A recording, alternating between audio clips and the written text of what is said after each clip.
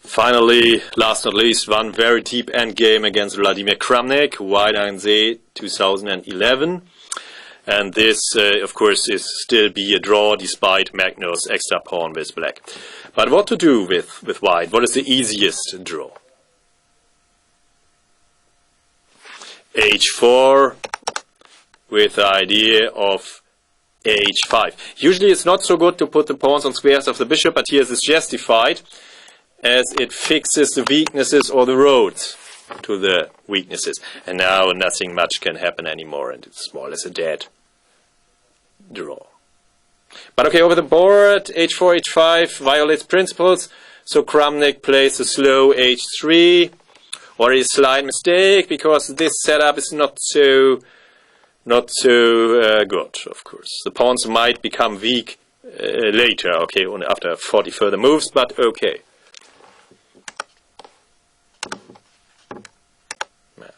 Now Magnus manages to get one step forward, and the opponent game would be winning, so Kramnik, of course, stays in this endgame. Okay, king f5 loses, so the king has to go back, and Magnus has achieved something in the first place, of course. He has forced Kramnik's active king back, and yeah. It's now still a draw, but yeah, precise defense is required now. Because if black could break through the next barrier, it's winning. But very deep and beautiful, but winning.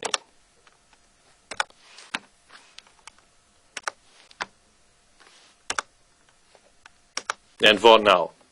Now comes the moment where Kramnik loses the plot. Bishop d3, and then king f2, king c1 and king e1, and I guess this is a draw, as black cannot win the opposition fight. Black has no pawn spare moves, and cannot break through with his king now. No triangulation. But after bishop b7, matters are different. Now black's king invades, and Magnus wins. King d1. And I have not managed to find a defense, but it's really amazingly deep. Bishop b7 makes it relatively easier. Bishop c8 is more tenacious to bring about the position here with black to move. Then the first step, triangulation, the usual method to win a tempo. Next, invasion. 3. Black's king has made a really long march. But as black has full control, it doesn't matter how long that takes. Now finally the king has come through the cold kitchen. Knight c3 only move.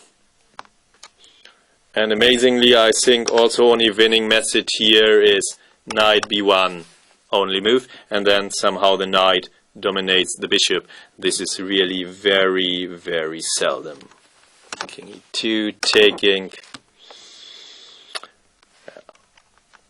Bishop d3 check.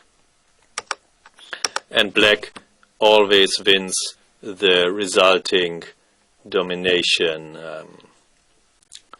dance. One moment. Bishop f1 to put black into some sort of Zugzwang. And again, the same. Knight b1. Check. And black wins. It's really, really amazing. Whatever happens, it's over.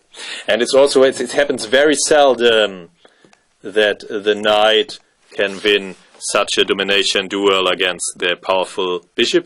But here black has an additional tempo move often. The knight can maneuver around for a long time in some sort of circles to make progress. And I think black is always winning here despite the reduced material. A really fascinating example which has cost me several days to analyze, but I think that black is always winning in this configuration, whatever happens. Really fascinating. In the game it was a bit easier maybe. Kramnik played bishop b7, and now after king d2 it was directly white to move. The king came in through the closed kitchen door.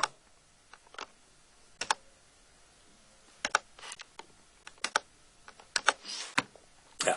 After king e2, black wins by knight c4 and knight e5. And next the h3 pawn will fall, and then after king h4 the g pawn, and then the game will be won. Yeah, really amazing, the deep concept of Magnus Carlsen and his mighty knight. Really fascinating. And after king g3 check, okay, Magnus repeats and now goes for it. And despite the limited number of remaining black pawns, it is won because a3 and g4 are so weak. Now the knight escapes.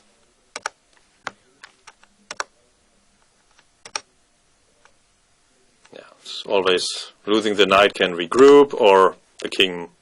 Kramnik tries to passive defense loses, so Kramnik tries one last active try, but he will be too slow. But the end is also very beautiful, so.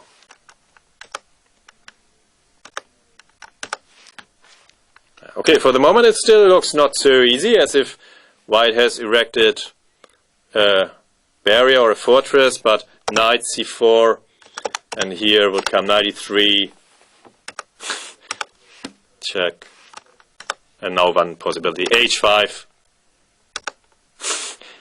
and knight e3, and going back. Really fantastic, a real nightmare provides poor bishop. King e4, check, king d5. f5, and Vladimir Kramnik had seen in us and resigned. A really fantastic performance, and I'm especially amazed by the complexities of this endgame. And now slightly more tenacious, bishop c8, king d2, bishop e7 to bring about this with black to move, and then black triangulates first, then activates the king, and then in amazing fashion here in this endgame is always winning for the knight, and this is really relatively seldom. It's usually the bishop is more active, and it's not so easy to win such a fight, and it's also probably not so easy to explain why it is always won. Okay, black can regroup, has king h4, can bring the knight to e5, but and can make this knight sacrifice, but to understand really this always won, it's probably even deeper, so I hope that my lines do convince you.